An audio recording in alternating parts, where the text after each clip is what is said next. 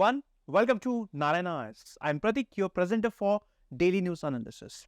Now, students, as part of our Daily News Analysis, we shall be focusing on 5 important topics from the Hindu and the Indian Express. Now, going through these topics will help you understand the relevance of these topics to the UPSC examination. At the same time, it will help you to understand the topics holistically. So, let's have a quick glance of the 5 topics that we shall be discussing in today's session. The first article talks about India's foreign policy. It talks about the paradox in India's foreign policy. Why? Because on one hand, India is rising globally, and on the other hand, it talks about how India's influence in the South Asian region is declining. This is the first article. The second article talks about the decreasing water levels in India's major reservoirs, which is concerning or which is impacting the water problems in the southern states, like we have Karnataka, then we have Telangana, right? The third article talks about Indian National Center for Ocean Information Services. Now, this center has warned the coastal states regarding the swell waves originating from the southern Indian Ocean. The fourth article talks about India and Nigeria relations.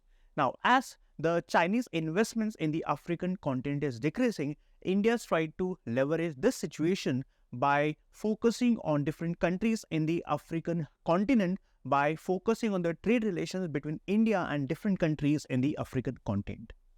And the fifth article talks about a report from Reporters Sans Frontiers, RSF, or Reporters Without Borders.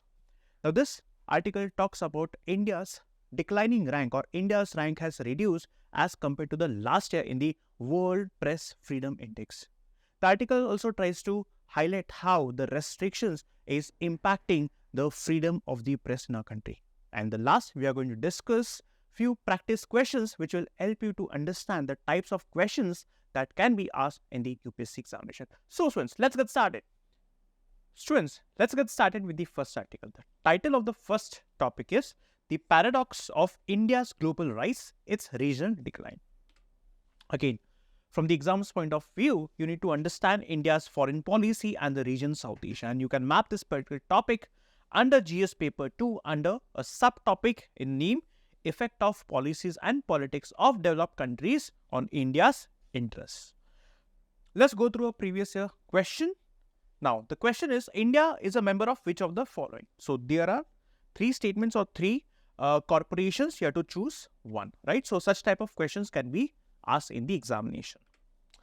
So, let us try to understand the topic now. Now, what is the context? The context is that the author is trying to highlight the paradox in India's foreign policy. On one hand, we have or we see India is growing or rising globally. And on the other hand, we see that India regionally is a declining power. Or in a way, there's some other country that is threatening India's regional dominance in the South Asian region. So let's try to understand the paradox that's existing in India's foreign policy with respect to India's foreign policy vis-a-vis the global or the global geopolitics and the regional dynamics. So let's try to understand the factors that led to India's global dominance. Here we are seeing that India is rising globally, but on the other hand, we see that India's influence in the region is declining. So let's try to understand the factors that led to India's global dominance. The first is the growth in absolute power, the robust economic growth. Now, India is one of the leading or major economies in the entire world. And how can you substantiate this? For example, we have the foreign direct investments in our country. There are many startups being established in our country, right? At the same time, the capabilities of people is growing or increasing day by day, right? So these factors illustrate or reflect that India is a growing economic powerhouse. Then, strengthening military capabilities.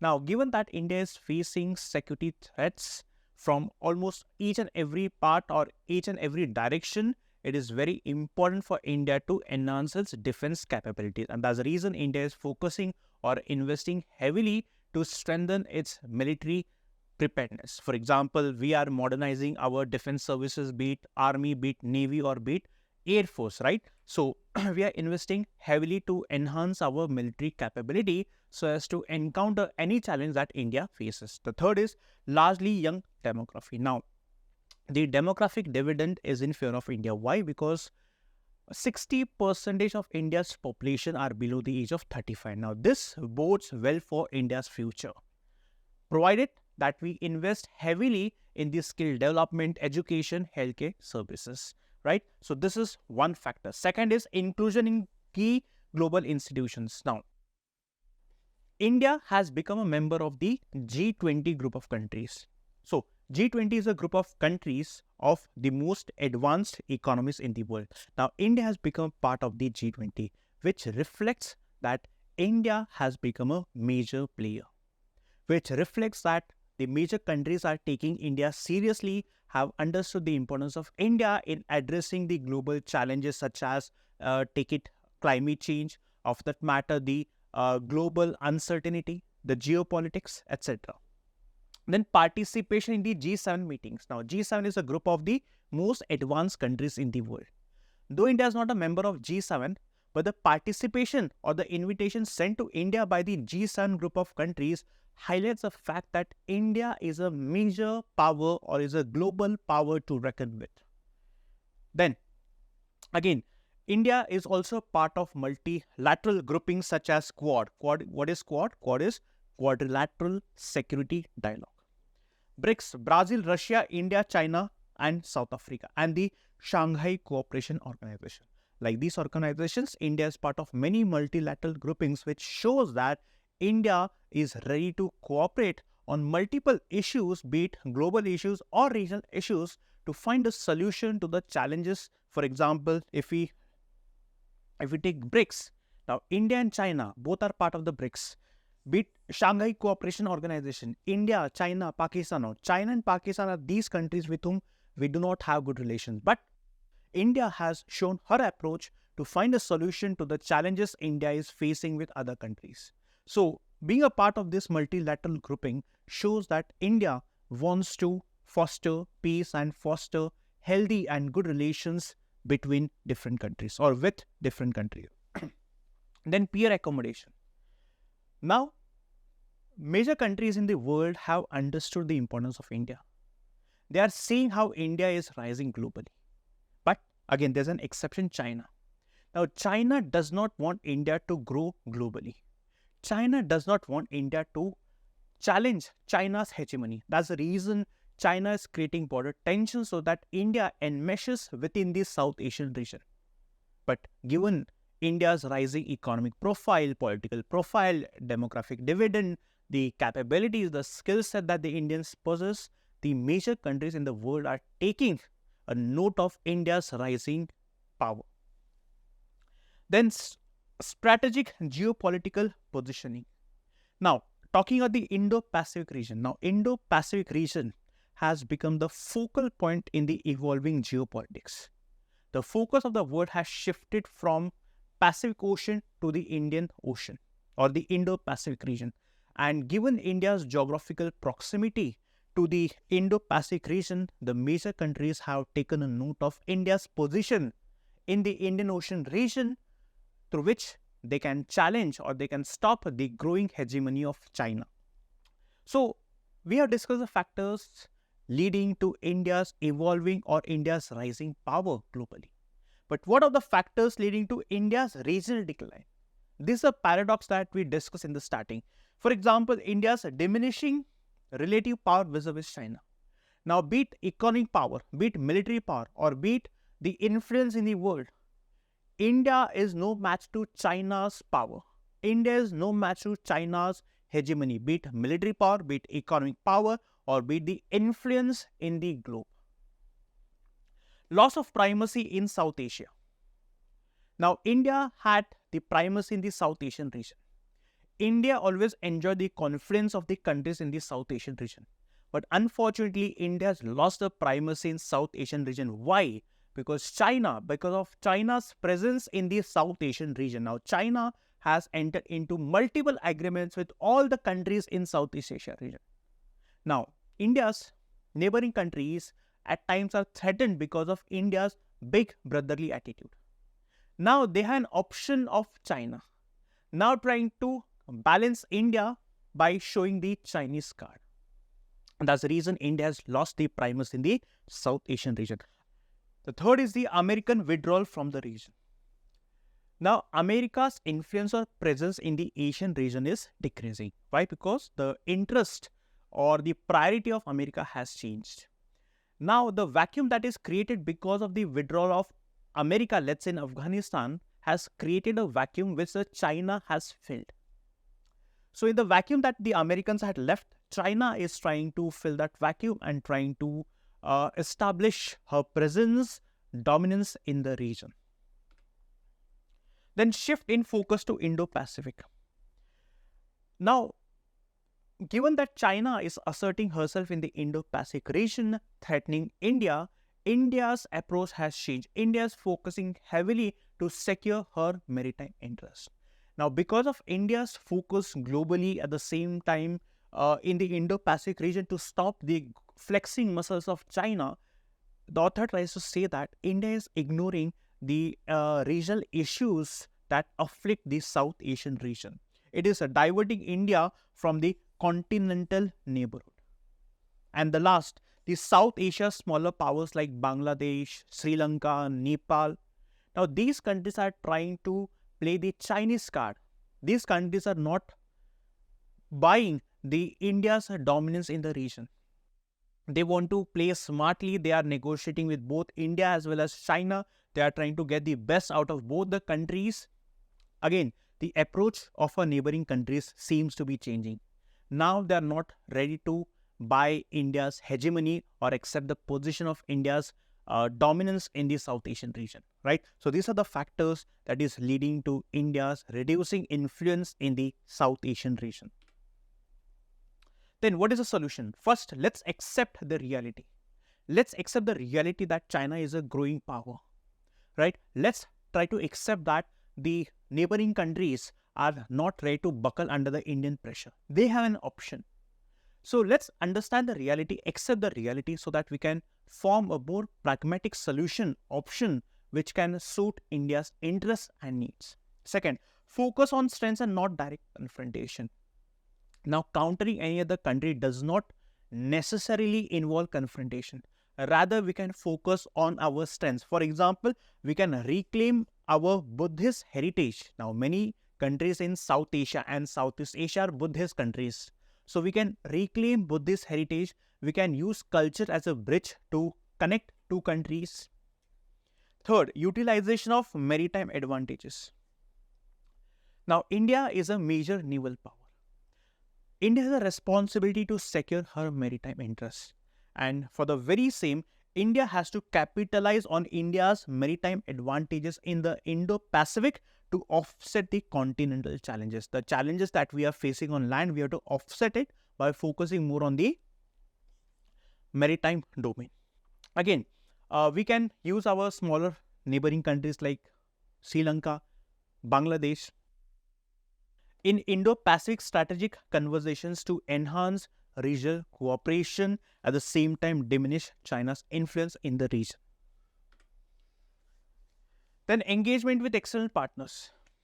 Who are the external partners? The like-minded countries. For example, let's say Japan, let's say South Korea, let's say Australia. Now, these are the like-minded countries who are not happy with China asserting herself in the region. So all these three countries can come together to reduce China's influence in the region. Then creative use of soft power. Now, soft power has the ability to change the mindset even of our enemy countries. So it is soft power. Soft power are the dimensions like, let's say, the cooperation between people to people, right? Or let's say having cricket matches, engaging into cultural competitions, cultural cooperation. So this is what is soft power is. For example, you have to encourage informal contacts between political and civil society across all these South Asian countries, right? So again, using these options, we can ensure that India's position in the region is secure. We have to ensure that while India aims to be a global power, we have to ensure that our importance, our dominance in our region should not decrease. For that, we need to work with the smaller countries, with our neighborhood countries, give them the assurance that India is not a threat to these countries, show them the potential of cooperation and benefiting out of the cooperation.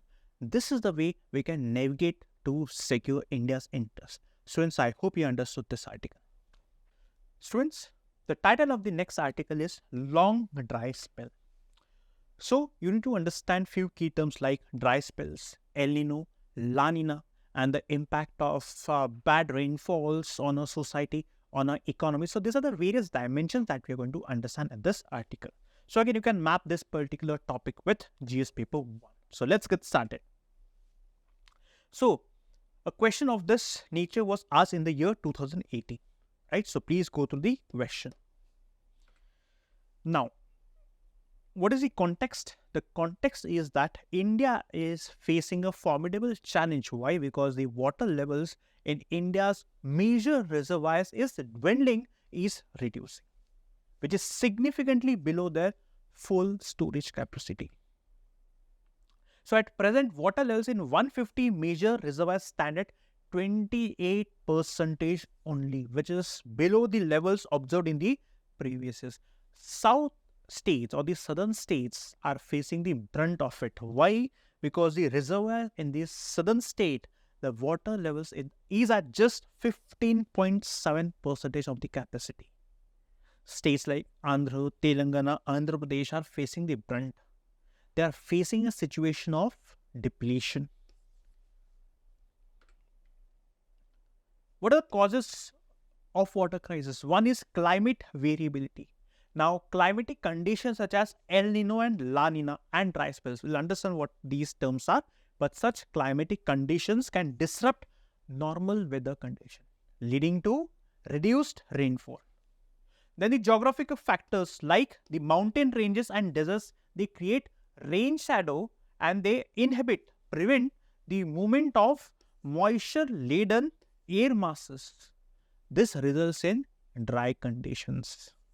Third, human activities like deforestation, urbanization, and land use changes can alter the climatic situation and can worsen the intensity of dry spells. Then, the water-intensive agriculture, for example, the water-intensive crops like rice, wheat, maize, cotton, and the inefficient irrigation method where the water is wasted, right? This will strain the water resources and can also affect the drinking water supply. Now, the prolonged El Nino effect has been a significant factor because or leading to erratic or reduced rainfall and increase in temperature. Now, fortunately, the forecast has painted a clear or a better picture for India. It is transitioning to a neutral phase. Why? Because the phenomena La Nina is going to set in. Now, what is El Nino? Now, El Nino, they are associated with warming of the central and the eastern tropic Pacific, whereas the La Nina is exactly the opposite. La Nina events are associated with surplus rainfall in India. So, for India, La Nina is helpful. El Nino is going to bring very less rainfall in our country. And what are dry spells? They refer to extended duration during which a region experiences significantly reduced rainfall. Extended period is important. So, La Nina is good for our country. El Nino is not good for our country. Impact of water crisis, agriculture. There will be decrease in agriculture productivity. The food insecurity will grow and the farmers would face losses. Water resources. It's going to strain the water resources, for example, drinking, irrigation and for industrial purposes, which means we would have no water for drinking, irrigation as well as for the industrial purposes. And then the ecosystems. Now, dry spells would disrupt the ecosystem leading to loss of biodiversity. This is under impact. Then economy. The overall economy gets impacted. Why? Because of loss in agriculture and leading to loss in economy. The GDP reduces, which will only worsen the poverty in our country, which can also amplify the socio-economic tensions in our country. Livelihoods. The rural communities which are reliant on agriculture and natural resources will face the brunt of dry spells and El Nino-like event. which will force them to migrate to urban areas, and urban areas, which means the problem of urbanization would further exacerbate or worsen the situation.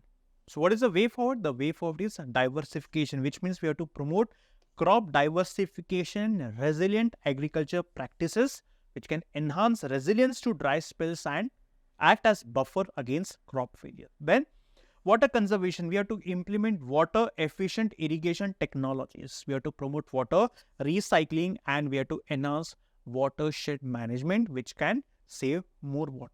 Then climate smart policies, which includes disaster risk reduction, climate adaptation, and sustainable land management. Then planning, contingency, that is planning in advance, is essential to build resilience against future droughts and ensure food security to all sections of the society. Community engagement, we have to empower the local communities through participatory decision making, knowledge sharing, and capacity building. So including local people is extremely important. So this is the way forward. These are the solutions that we can adopt to ensure that we not face a situation where we are running out of water. Right, students? I hope students here understood this article. Students, the title of the next article is Swell Waves Likely to Strike Coastal Areas Over Weekend. This is a report of the INCOIS. So again, you need to understand what is swell waves and you need to understand what is INCOIS. Again, you can map this particular topic under the prelims examination, or let's say geography as a subject. So let's get started. Again, you can expect a question of this nature in the UPSC examination.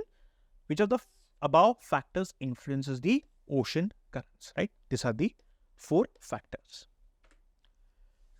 Now, what is the context? The context is that the Indian National Center for Ocean Information Service have issued a warning regarding swell waves that might hit the coastal regions or coastal states of our country. So first, it is important to understand what we understand by swell waves. Now, since swell waves, they originate from severe storms. So this is an important point for your prelims. It originates from severe storms which interact with the vast stretches of the sea or ocean. So the storms act like the pebble in the water or pebble dropped in a water, creating energy ripples that is spread in circles. So swells originate from the strong or severe storms. Now the longer and stronger the wind blows. So if the wind speed is longer and stronger during a storm, the swell becomes more and more bigger or larger. And as the swells move away from the storm, longer wavelength wave trains travel faster, which overtakes the shorter. So in the shallow water, we see the opposite. This phenomena of the swells originating from the severe storms and moving away from these storms eventually is known as Kala Kadal in Kerala. So this term is again very important for your examination. So what is Kala Kadal? Now, Kala Kadal is a term used to describe coastal flooding. Why? Because of the swell waves, right? So the term combines 2 Malayalam words. One is the Kalan and the second is Kadal. So the Kala Kadal or the swell waves, they occur without any intimation, without any warning, and that becomes very difficult for the people living along the coastal regions, coastal states to take precautionary action. Now, for that, the Indian National Center for Ocean Information Service has developed the Swell Surge Forecast System. This is very important for your prelims examination, which provides early warning, that is several days in advance. It is very important to understand what is this Indian National Center for Ocean Information Service. Now, this is an autonomous body which it was established in the year 1999 under the Ministry of Earth Sciences. It is located in Hyderabad. Now, the service center is mandated to provide ocean information and advisory services to society, industry, government, and scientific community through sustained ocean observation and constant improvement through systematic and focused research. So this is about the Indian National Center for Ocean Information Services. I hope you understood the article. Students, the title of the second topic is India-Nigeria Trade Officials Meet. So, important for you to understand is India-Nigeria relations and China's investments in Africa, and how is India countering the Chinese investments in Africa by investing and by cooperating with many countries in the African region. Again, you can map this particular topic under GS Paper 2, International Relations. Again, you can expect a question of this nature in the UPSC examination. So, please go through the question. Now, what is the context? The context is that the Chinese investments in the African region is dwindling. And as the Chinese investments in the African region is dwindling, India sees an opportunity to leverage this position, situation, and foster good relations with many countries in the African region. This is the context. So, India and China are also competing in the African region. China has invested massively in the African region. India is lagging behind. Now, India is trying to cooperate with different countries so as to boost the trade relations between India and the countries in the African continent. This is the context. Again, few facts. The bilateral trade between India and Nigeria stood at 12 billion in the year 2022 and 2023. The bilateral trade has declined. Nigeria ranks the second largest trading partner of India in the African region. The total investments done by India and Nigeria is 27 billion, and approximately 135 Indian companies are actively engaged in Nigeria. So, you can just remember 1 to 2 facts, right? For example, Nigeria ranks as the second largest trading partner of India in the African region. So, this fact you can remember. Now, India's engagement strategy in Africa. Let's try to understand India's approach in Africa, the historical and cultural ties. Now, India has a long-standing historical and cultural relationship with the African continent, dating back to the colonial period as well as the non-alignment period. Now, in the colonial period, India had shared empathy, or India was empathizing with the African region. Why? Because the African region was also colonized by the European countries. At the same time, during the non-alignment movement, India and Africa cooperated to criticize or not be a part of the two major blocs, that is the USA-led NATO and the USSR-led Warsaw Pact. Then India has positioned herself as a developmental partner. For example, India has transferred technology. India is building the capacity of the people in Africa. At the same time, India is also providing scholarship to the people in Africa, right? Then economic and commercial ties. Now, India also boosting the commercial presence in Africa. How? Through investments in telecommunication, pharmaceutical, and agriculture. So, the Indian companies are seen to be more accessible and adaptable to local needs than the Chinese company in Africa. Then the strategic and security cooperation. Now, both the countries, or the countries in African region and India, are conducting naval exercises, and India is also providing defense training to the countries or to the coastal countries in the African region. Again, we have a soft power advantage to leverage relations between India and Africa, which India is trying to utilize. So, this is the fifth point, soft power diplomacy. Competition with China. As I told you, India and China are competing in the African region. Now, China's approach and India's approach is different. For example, unlike China, which often emphasizes, China emphasizes on the large-scale infrastructure projects and state-led investment. China's approach is more oriented towards benefiting its own country. But India's approach is generally smaller in scale, and India focuses on enhancing the capacities of the people in Africa. No doubt, whenever India, or for that matter any country, engages in trade relations with any other country, that country tries or seeks benefit by the trade. But India is ensuring that while India sees growth, or India expects growth, or India expects advantages, India is also ensuring that the people in Africa should prosper. This is the difference in approach by China towards Africa and India towards Africa. And how this is manifested, for example, to see the trade volume growing every year. For example, if you see that the expectation is to reach trade of $100 billion by 2028. As of now, it is around $70 billion. Major trading partners are Nigeria, South Africa, Egypt, and Kenya. Nigeria, for instance, is a major supplier of crude oil to India, while India exports pharmaceutical and IT services. Talking about investments, India has invested in the oil and gas sector, mining, pharmaceutical, and IT. Focus areas. Now, India's focused on productive sectors like healthcare, education, and digital technology, so that the capacity of the people in Africa can be enhanced and strengthened. So again, India's approach to Africa is multifaceted. For example, it is combining economic interests with strategic objectives to ensure that India as well as the African region grows. So the strategy not only helps India building long-term alliances, but also positions India as a key player in Africa's ongoing developmental story, which means India is playing a developmental role in Africa's growth. So this is the article. Students, I hope you have understood this article.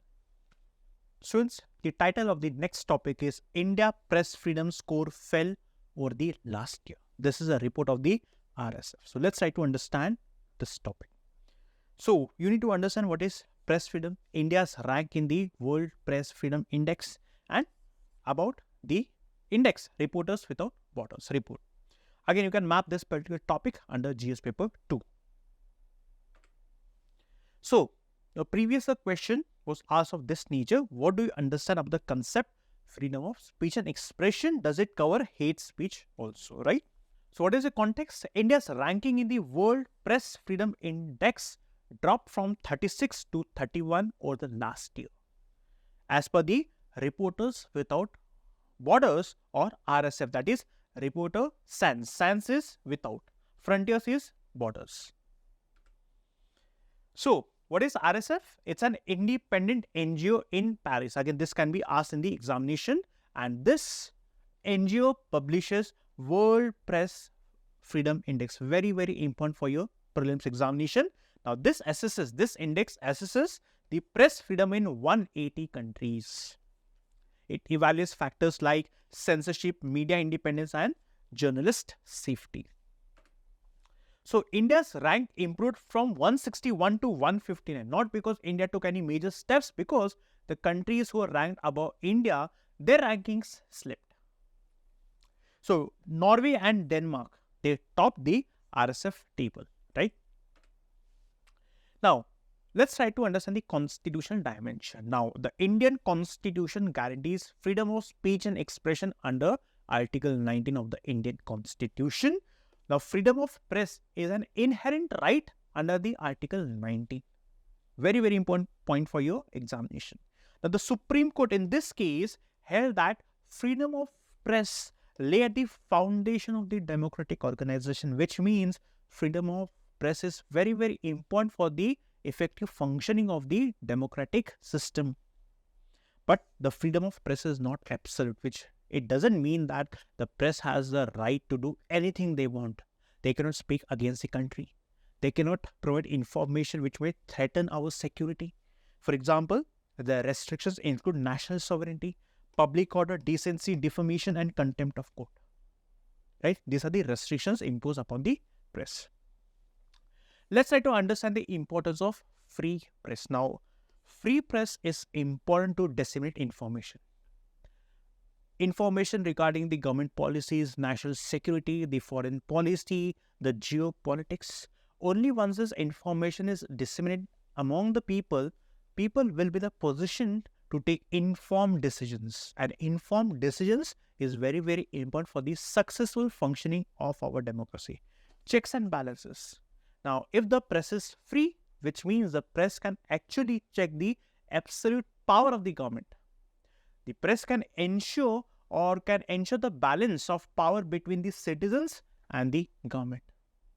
For example, the press can, let's say, uncover corruption, can report the violations of human rights, can report the abuse of government power, which people get informed about the way government is misusing the power, then fostering debate and diversity of opinions. Now, if the media is free, the media will get to or the media will report the opinions of different sections of the people. For example, let's say, should uniform civil code be implemented or not? So the press takes the opinion of different sections of the society, for example, the liberal people, the tribal people, and different sections to see if UCC is right for the society, which means it fosters a culture of debate and diversity of opinions, which is very, very important or an essential feature of any democratic nation, protecting individual freedoms.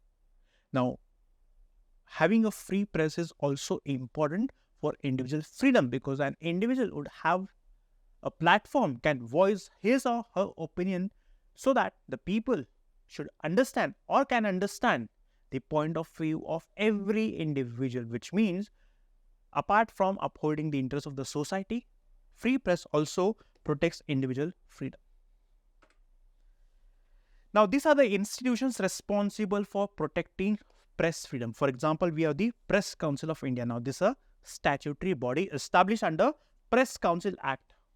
It is a watchdog. It safeguards and promotes free press freedom and ethical standards. Then we have the Ministry of Information and Broadcasting, which is a government body. Then we have the News Broadcasters Association. Now, this is a self-regulatory body representing the private television news channels, right? For example, we have Aaj Tak, likewise. Then Editors Guild of India. Now, this is the voluntary association of editors of leading newspapers like Hindu, Indian Express. And then we have the legal system. Now, judiciary plays an important role in upholding the freedom of the press. For example, the Supreme Court in 1950 in the case held that freedom of press lays at the foundation of the democracy, right? So I hope, students, you have understood this article. Students, it's time to discuss practice questions. Now, going through these questions will help you to understand the type of questions that can be asked in the examination. So let's get started. Question number 1. Which of the following are potential impacts of water crisis? Impacts of water crisis. So we have food security, insecurity, yes. Economic losses, yes. Decrease agriculture productivity, yes. Loss of biodiversity. We have discussed all these factors, which means all these factors are the outcome of water crisis, which means 1 to all of the above. Option D has to be the correct answer. El Nino events are associated with warming of central and eastern tropical Pacific, yes. While La Nina effects are the reverse. Yes, this is what exactly we discussed. El Nino events are associated with surplus rainfall. Wrong. La Nina events are associated with surplus. So, statement 2 is incorrect. Statement 1, only one statement, which means option A has to be the correct answer. The term Kala Kadal, often heard in the news, corresponds to, we discussed, it is associated with coastal flooding. So option D seems to be the correct answer. Coastal flooding during the pre-monsoon season by swell waves, which originate from the storms or severe storm. Now, this is statement and this is the reason. This is the statement. So, India's strategic engagement in Africa emphasizes capacity building and developmental partnership, particularly focusing on education and healthcare. This statement is correct. Reason? Unlike China's approach that primarily targets infrastructure projects, India aims to forge long-term socio-economic relationship with African nations. So, this is the second statement. Now, the reason? Yes, this statement is the reason for statement 1, which means we discussed that China focuses morely on the infrastructure. India's approach is different. India focuses on the productive sectors. India focuses on the capacity building. So, both the statements are true and R is the correct explanation of S. So, option A has to be the correct answer. Next question. The Supreme Court ruled in Romesh Thapar versus State of Madras that freedom of the press is not essential. Wrong. Supreme Court ruled that freedom of press is important for democratic society. This is incorrect. Freedom of press is implicitly protected under Article 19(1)(a). Yes, this is correct. We discussed it. The restrictions on freedom of speech under Article 19 Clause 2 do not include matters related to public. No, wrong. It includes matters related to public order and morality, which means even this is incorrect, which means option B has to be the correct answer. Then the means question. Now, India's global rise juxtaposed, that is placed with its regional decline, presents a complex paradox in contemporary foreign policy. Analyze the factors contributing to India's global prominence and regional decline. Discuss potential strategies and policy options that India can adopt to address the challenges posed by its diminishing influence in the South Asian region. The statement seems to be complex, but if you read the question again and again, or 2 times or 3 times, you'll understand the exact type of question that is being asked. For example, now in the introduction, as we discussed, you should mention that how the Indian foreign policy is facing a paradox. On one hand, we have India's profile in the global geopolitics rising or improving or growing, and on the other hand, we see that the India's influence in the region, the South Asian region, is dwindling or plummeting. So this is the paradoxical situation that we have arrived at, and then in the body, you have to mention the factors that is responsible or contributing for India's growing profile. First, you can mention the economic growth, you can mention the enhancement of military capability, you can mention how India has become a part of institutions like G20, G7, how India cooperates with countries with whom we do not have friendly relations, for example, Pakistan and China, in the multilateral groupings such as Shanghai Cooperation Organization and BRICS, right? Then again, talking at Indo-Pacific, how the major countries like USA, Britain, France are understanding the importance of India to protect the freedom of navigation, to uphold the rules-based order in the maritime domain, right? So these are the factors. Then you have to mention the reason why India's influence in the region is declining. You can mention how China is posing a challenge to India's presence in the Indian Ocean region, or India's rising profile, how China has invested heavily in the Belt and Road Initiative, thereby preventing India's growth. China is creating border conflict, border disputes with India, thereby confining India to the region itself. So these are the factors that you can mention, highlighting India's reducing influence in the South Asian region. Then you can mention the strategies that we can adopt to overcome the challenges. For example, we have to ensure, or first and foremost is to accept the challenges. Second, we have to leverage the power of soft power diplomacy.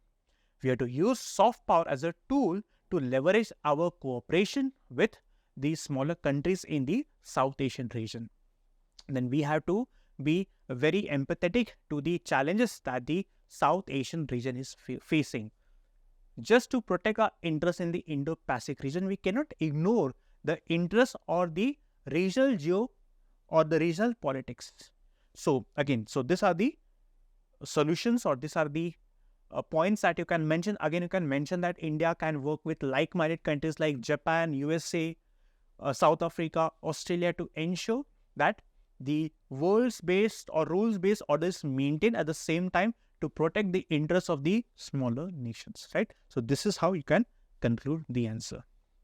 So I hope students here understood the type of questions that can be asked in the examination. So students, that's it from a daily news analysis session.